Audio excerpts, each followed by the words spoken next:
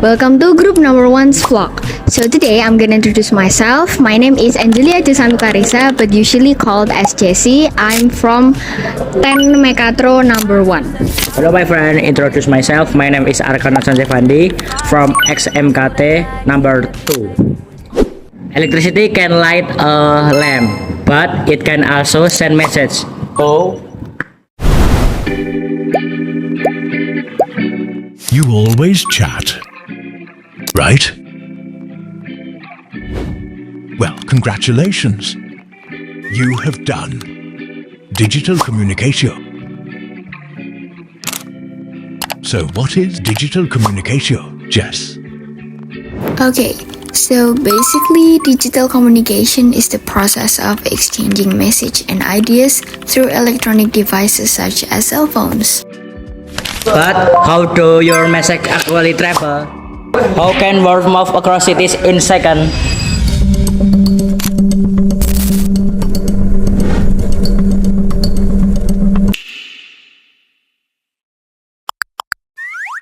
Signals need electricity, cell tower, router, and even your phone. Yep, that's absolutely correct.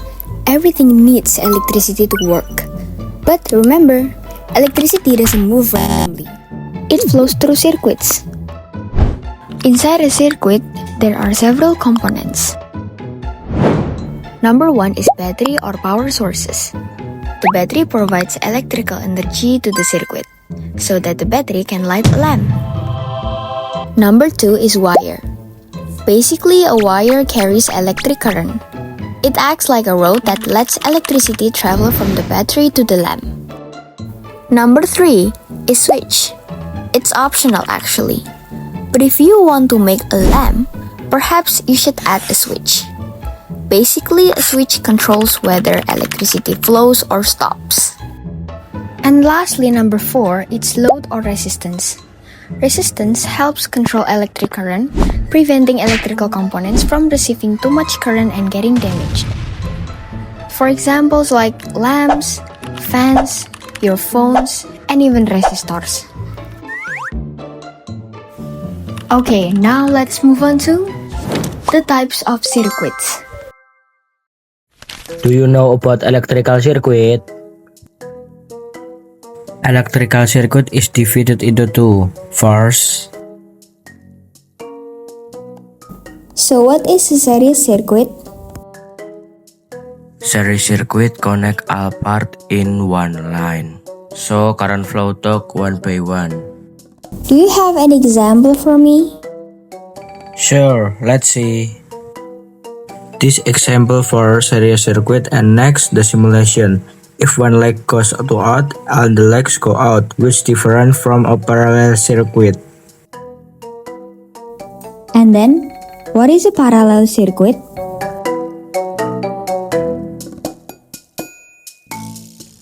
A parallel circuit is a circuit with multiple paths for electric current to flow. This is some picture about parallel circuit. And next simulation parallel circuit. One light go out, the others don't go out. But one thing you should know about series and parallel circuits is the difference in how we calculate their total resistance. Let's look at a simple example. Imagine we have 3 lamps, and each lamp has a resistance of 3 ohms. In series circuit, all resistances are added together because the components are connected in one path. So 3 plus 3 plus 3 or 3 times 3 equals 9. That means the total resistance is 9 ohms. It's simple, right? Now let's compare it with parallel circuit. In parallel circuit, the calculation is different because electricity has multiple paths. This is the formula. First, we calculate 1 divided by 3 plus 1 divided by 3 plus 1 divided by 3. Or you can call it 1 divided by 3 times 3. Then we can cross out the number 3, so the total resistance is only about 1 ohm. Okay, so even though both circuits use the same 3 lamps, the total resistance is very different. The series circuit has 9 ohms, while the parallel circuit only has 1 ohm. That is why electricity flows more easily in parallel circuit, and also the parallel circuit feels a lot brighter than series. After we learn how to calculate resistance in series and parallel circuit, now we can understand how resistance affects electric current. To explain this relationship, we use Ohm's law. In 1827, George Ohm discovered the relationship between voltage, current, and resistance. This relationship is now known as Ohm's law. Ohm's law helps us understand how electricity behaves inside a circuit. The formula is simple. Nice. Current equals voltage divided by resistance. This means resistance affects how much current can flow through a circuit. The main principle of Ohm's law is current and resistance are inversely proportional. To prove that current and resistance are inversely proportional, let's prove it using calculation. So, I have a series circuit that has voltage of 12 volts and I have 2 lamps. Each lamp has 6 ohms of resistance. And now let's find the current. First, we calculate the total resistance. Since it's series circuit, so we're just gonna have to add all of the resistance together. 6 plus 6 equals 12 ohms. Next, we calculate the current. And here's the formula to remember. 12 divided by 12 equals 1 ampere. And then, we're gonna try to reduce the resistance. I will reduce the resistance change into 3 ohms. Each lamp now has a resistance of 3 ohms. And the new total resistance becomes 6 ohms. Now, let's calculate the current again. 12 divided by 6 equals 2 amperes. So the current becomes 2 times larger.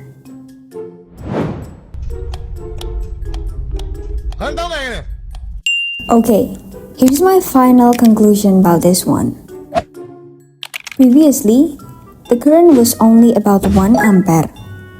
But after the resistance became smaller, the current increased to 2 amperes. This proves the main principle of Ohm's law. The examples of series circuits can be found in flashlights, batteries connected in series, and simple lamp circuits used in school projects.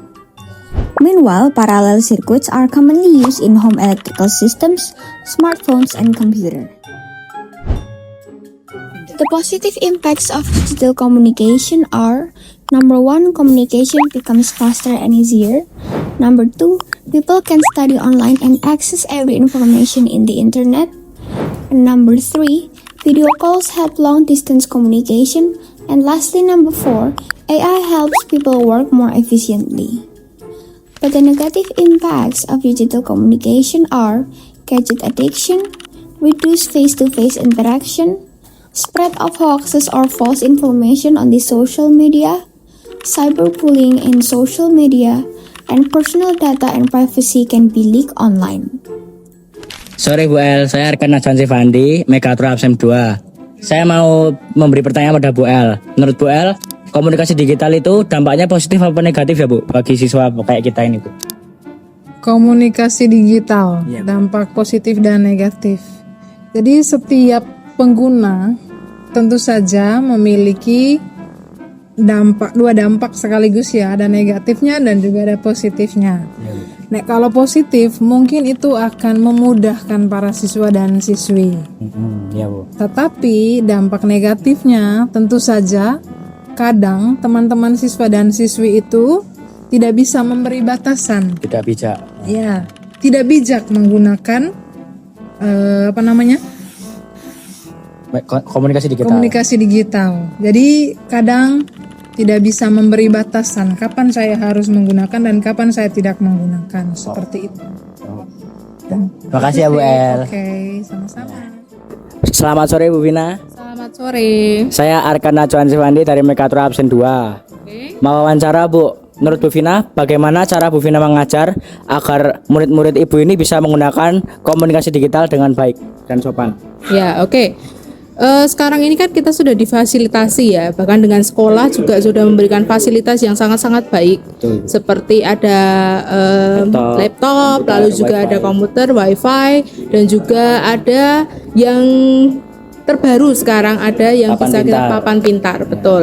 Nah, papan pintar ini secara tidak langsung sebetulnya sudah mengajak kita untuk gimana sih caranya untuk digitalisasinya, bagaimana cara untuk menulisnya secara langsung di papan. Kan kalau yang kemarin-kemarin kan kita nulisnya pakai papan tulis nih ya. Ya, manual. Nah, papan tulis masih tangannya masih kotor, masih harus menghapus, harus ada yang bikin yang maju, walaupun sebetulnya itu ada dampak positifnya juga. Iya. Ya, semua hal itu ada dampak positifnya juga. Kalau kemarin mengajarkan untuk supaya juga piket ya. Piket. Kalau yang sekarang ini belajar untuk lebih digital. modern, Lebih modern, betul ya. Misalnya dengan membuat tabel, kita nggak usah harus menggunakan penggaris gini, nggak usah. Tapi cukup dengan pilih fitur-fitur yang ada di situ. Misalnya kita butuh tabel 3x3, oh ya sudah, berarti kita tinggal pilih 3 Kali tiga. ke bawah. Oke. Gampang banget dan lebih praktis tentunya. Lebih cepat ya Bu. Lebih Efisien. cepat, betul, efisien, waktu juga. Oke, dah. Oke, dan salah satunya hal yang membuat saya tertarik di dalam digital itu karena sekarang ini matematika kan pasti kamu juga merasakan ya, lebih pusing ketika melihat terlalu banyak. Ya Bu. Ya. Nah, Bu Vina kemas dalam bentuk games seperti Games. yang kemarin, Iya, kayak kemarin, kan? Bu, iya. Kayak kemarin Bu Vina kemas dalam bentuk games, di mana kalian juga seneng main games kan pastinya, Bu, suka, Bu. kayak Mobile Legend gitu-gitu kan. Oh. Iya, itu pasti. Oke, ya. Nah, salah satu hal yang Bu Vina kemas kemarin adalah games pemfaktoran yang tidak sadar mungkin ya teman-teman anak-anak lain mikirnya ini apa sih, padahal itu sudah diajarkan. Nah, salah satu contohnya seperti itu untuk digitalisasi di dalam matematika. Oh gitu. Oke. Sekian pertanyaan dari saya. Makasih ya Bu Oke, Vina. terima kasih kembali.